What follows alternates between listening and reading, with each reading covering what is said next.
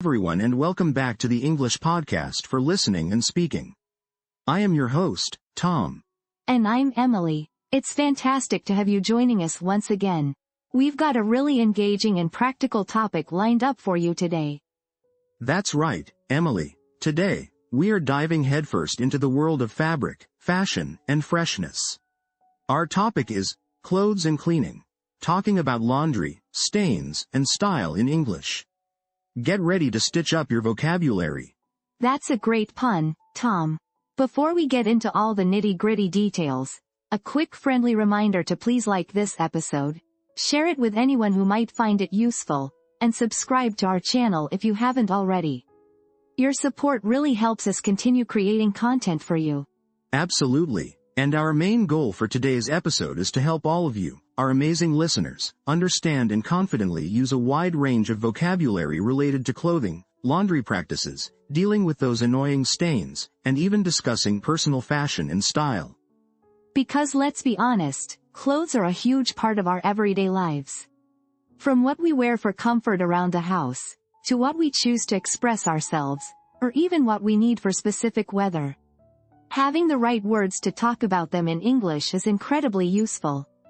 So whether you're a fashionista or just trying to figure out how to do your laundry in English, we've got you covered.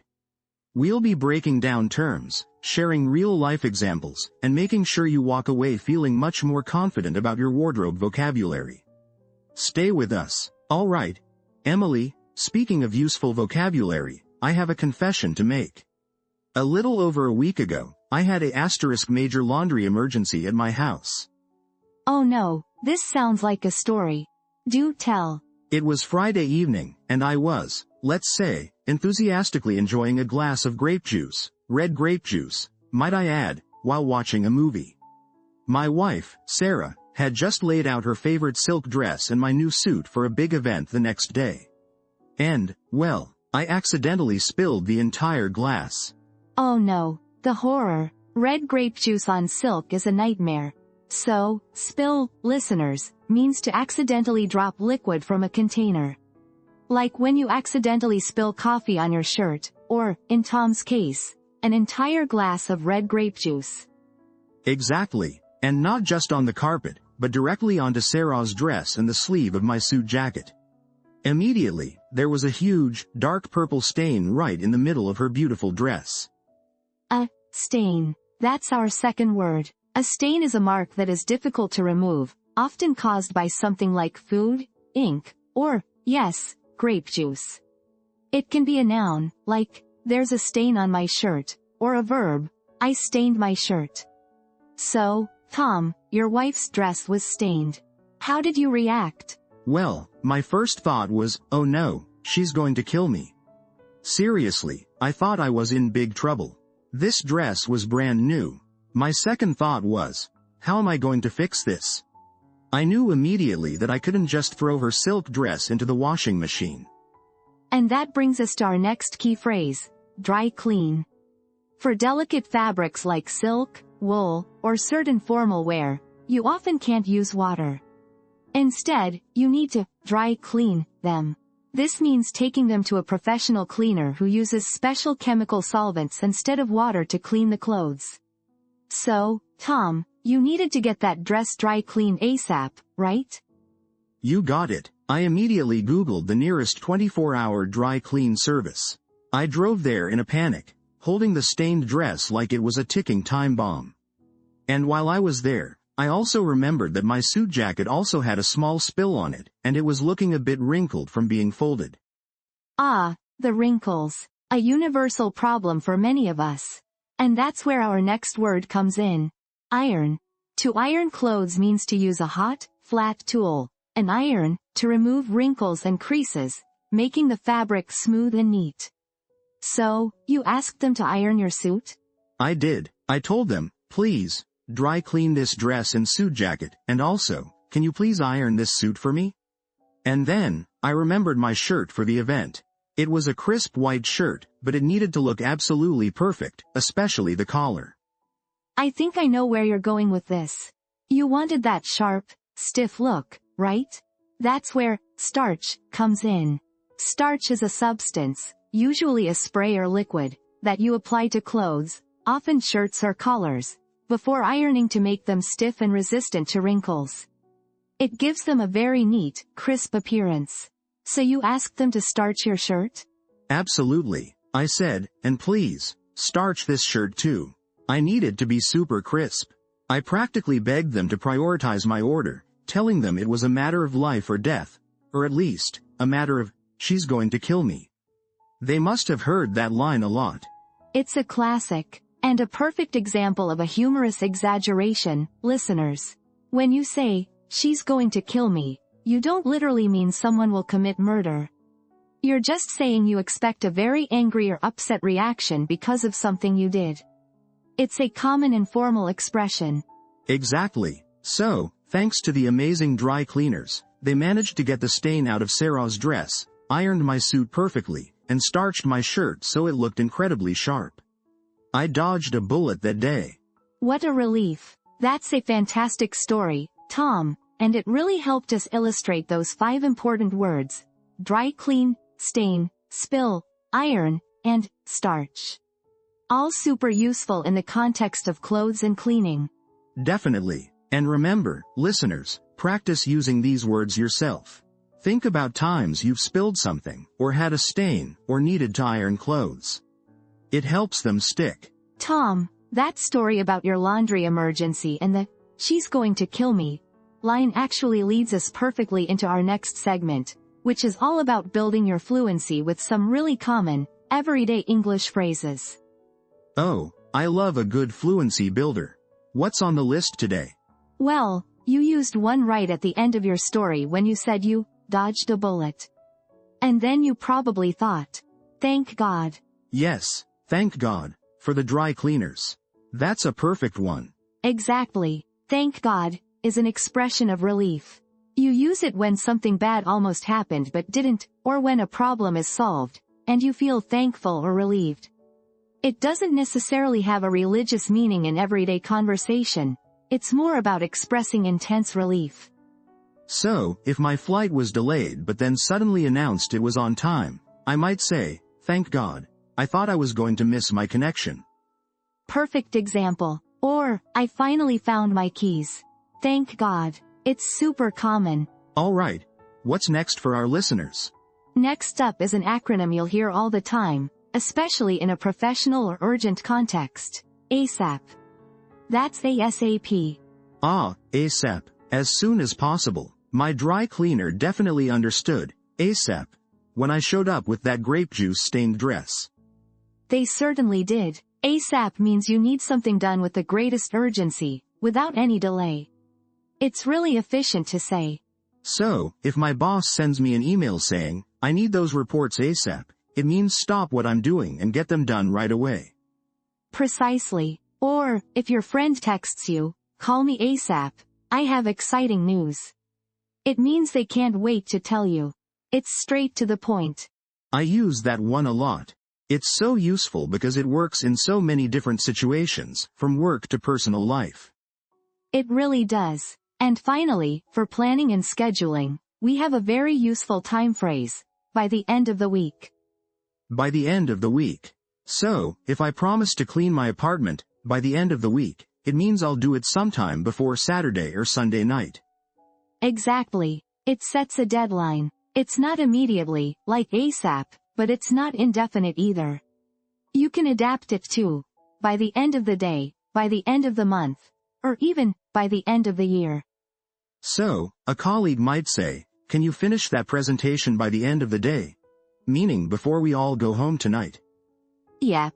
Or, I need to pay this bill by the end of the month. It's great for managing expectations and clearly communicating deadlines. It's much clearer than just saying, soon. These are fantastic phrases, Emily. Thank God, for relief, ASAP, for urgency, and, by the end of the week, for setting a clear deadline. They sound so natural in everyday English. They truly are. And the key, listeners, is to start incorporating them into your own conversations. Think about when you might say, thank God, after a close call, or when you need something done, ASAP, or when you need to finish a task, by the end of the week. Practice makes perfect. You know, Emily, all this talk about dry cleaning and emergencies makes me think about how much clothes are actually a part of our daily lives, beyond just getting them clean. They do so much more than just cover us up, right? Absolutely, Tom. Clothes are fascinating because they serve so many purposes. It's not just about fashion, it's about comfort, protection from the elements, and even how we express ourselves and our identity. That's true. I mean, my comfy old t-shirt feels completely different from a stiff suit. There's a practical side to it. Exactly. Comfort is key for daily wear. And then there's protection. Think about a rainy day, and you immediately reach for a raincoat, or in winter, a warm coat and scarf. Clothes literally shield us from the weather. Yeah, and I guess on the other side of that, there's expression. What I choose to wear can totally change my mood or how I want people to perceive me. Like, if I'm going to a job interview, I'll dress differently than if I'm just hanging out with friends. Precisely. Clothes are a powerful form of nonverbal communication. They tell a story about who we are, what we do, and even how we feel. This leads us to differentiate between different types of clothing based on their function and occasion. Alright, so let's break it down. What's the first type? Let's start with casual wear. This is what most of us wear day to day. Think jeans, t-shirts, hoodies, sneakers. It's all about comfort and being relaxed. My go-to outfit is usually a pair of jeans and a comfortable top. Mine too. Jeans and a t-shirt are basically my uniform for most days. Easy, comfortable, no fuss. Then we have formal wear. This is for special occasions, like weddings, fancy parties, or important business meetings. We're talking about suits with ties for men, and elegant dresses or blouses for women. That's when I have to bring out the dry cleaned suit. It's definitely a different feeling when you put on formal clothes. You feel more, I don't know, polished? Definitely more polished, yes. Moving on, there's sportswear. This is designed for physical activity. Leggings, tank tops, tracksuits, athletic shoes. They're made from materials that are often stretchy and breathable to allow for movement and wick away sweat. I basically live in sportswear when I'm at the gym or going for a run. Comfort and functionality are paramount there. You wouldn't want to wear jeans to run a marathon. No, definitely not. And then we have seasonal wear which is pretty self-explanatory. Our clothes change dramatically with the seasons. In summer, we wear shorts, tank tops, and sandals to stay cool. And in winter, it's all about keeping warm. Heavy coats, sweaters, scarves, gloves, and boots. It's like a whole wardrobe swap twice a year. Exactly. And finally, a really rich and diverse category, traditional wear. These are clothes that represent a culture, history, or specific community.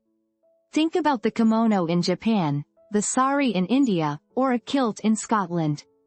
These garments are often worn for cultural events, ceremonies, or as everyday attire in some regions. Oh, that's a beautiful point. Traditional clothes often have such intricate designs and hold so much meaning.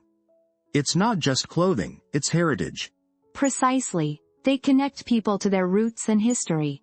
So, whether it's the casual clothes we wear every day for comfort, the formal attire for special events, sportswear for staying active, seasonal clothes for different climates, or traditional garments celebrating culture, our clothes really do play a significant role in our daily lives and how we interact with the world. It's amazing how much thought goes into what we wear, even if we don't realize it at the time. From the simple t-shirt to a ceremonial robe, every piece has a purpose. It really is, Tom. And speaking of purpose, once we have all these different types of clothes, how do we actually describe them? Beyond just saying, it's a shirt, or, it's a dress, there's a whole vocabulary to help us talk about what clothes look like. That's a great point. I often struggle to go beyond nice or ugly. How do we get more specific? Let's start with colors. It's not just red, blue, or green. We can describe the shade or intensity. For example, you have bright colors like a bright red dress or a vivid yellow t-shirt. They really stand out. Like neon colors? Or really intense, pure colors? Exactly. Then you have asterisk neutral colors. These are colors like black, white, gray, beige, and navy blue. They are versatile and often form the base of many outfits because they go with almost everything. My favorite neutral color is definitely gray. Mine too. They're safe, aren't they? And easy to mix and match. Definitely. And then there are asterisk pastel colors. These are soft, light shades, like baby blue, pale pink, or mint green. They often evoke a gentle, calm feeling. Oh, I know those. Like Easter egg colors. Perfect description. Moving on from colors, we often describe clothes by their asterisk material. This tells us what the fabric is made of, and it affects how the clothes feel and look. So, like, a cotton shirt versus a silk shirt? Precisely. Cotton asterisk is very common, comfortable, and breathable. It's great for t-shirts, jeans, and everyday wear. Then you have asterisk wool asterisk, which is warm and often used for sweaters, coats, and suits, especially in colder weather. Wool can be a bit itchy sometimes, though, depending on the type. True, but it's very effective for warmth. Then there's asterisk silk asterisk, which is luxurious, smooth, and shiny. It's often used for elegant blouses, scarves, or evening wear. And who can forget asterisk denim? Ah, denim. My jeans are denim. It's such a durable material. Very durable, indeed. And finally, asterisk leather. It's strong and stylish, used for jackets, belts, and shoes. It has a distinctive look and feel. So many different textures. What about how the clothes actually fit on your body? That's a big one. Yes, absolutely. We talk about the asterisk fit. You can have something that's asterisk tight-fitting asterisk, which means it's very close to the body, like some athletic wear or a very form-fitting dress. Or a pair of skinny jeans. Exactly. On the other hand, something can be asterisk loose asterisk or asterisk baggy. This means it's not tight, it hangs freely on the body. Think of oversized sweaters or wide leg pants. I prefer loose-fitting clothes for comfort most of the time. Especially when I'm just relaxing at home. Me too. And then there's asterisk long-sleeved asterisk or asterisk short-sleeved asterisk, referring to the length of the sleeves.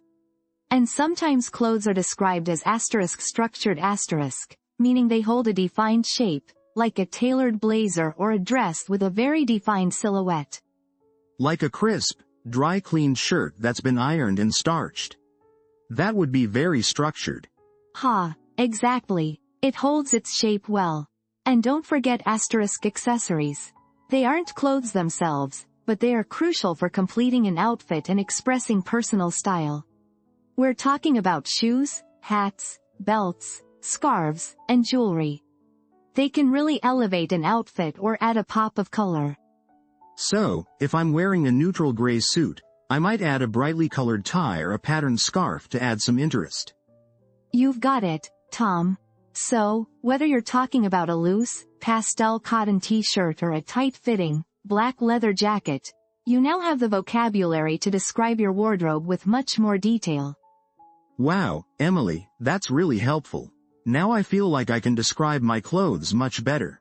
But what about when we want to get new clothes? How do we navigate that whole shopping experience?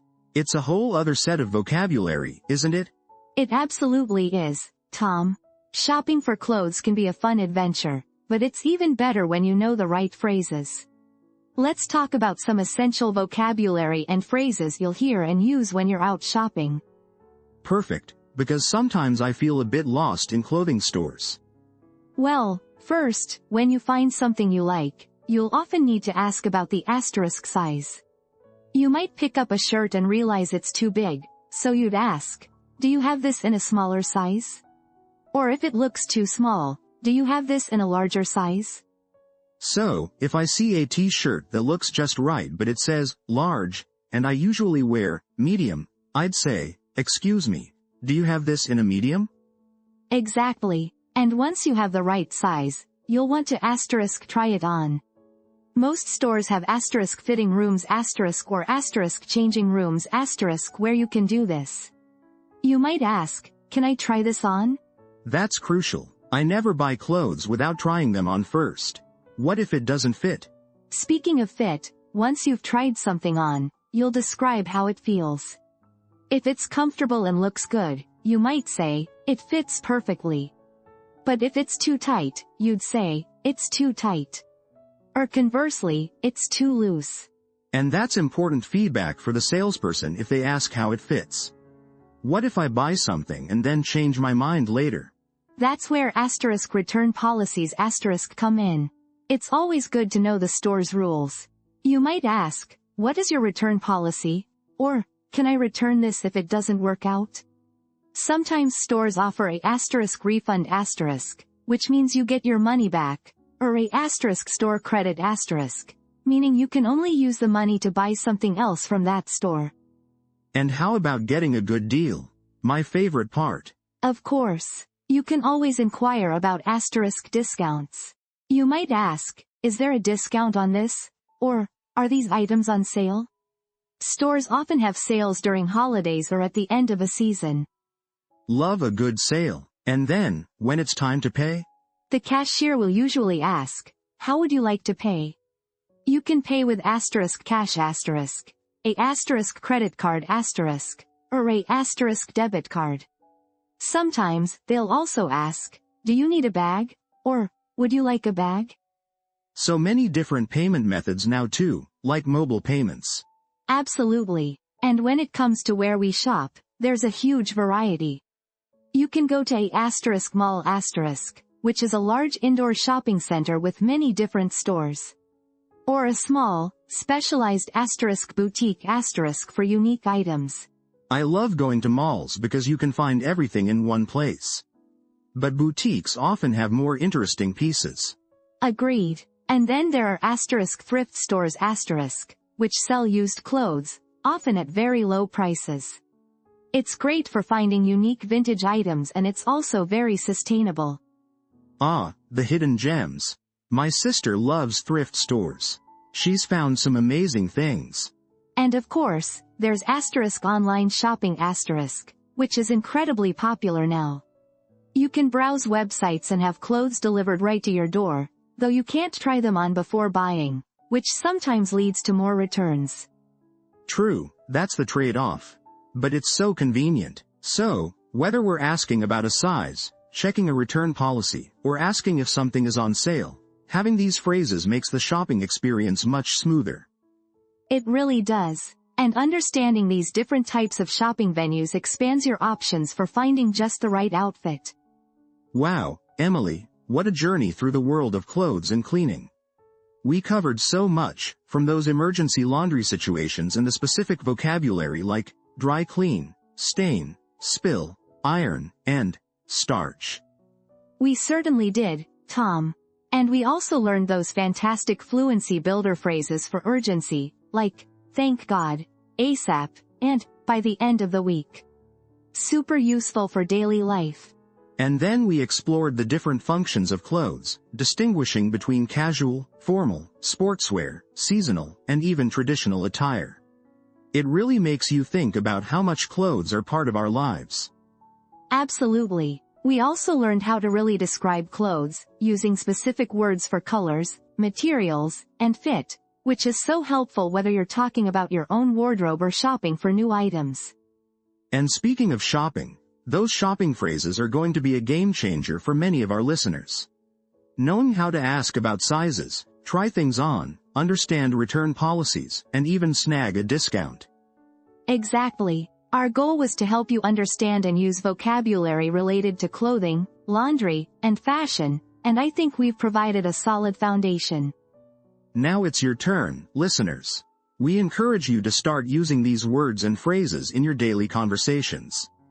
Practice describing what you're wearing, talk about your laundry routine, or try out some of those shopping phrases the next time you're in a store, or even just browsing online.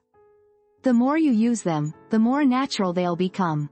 Thank you so much for joining us on this episode of English Podcast for Listening and Speaking. We hope you found it helpful and enjoyable. We really appreciate your support.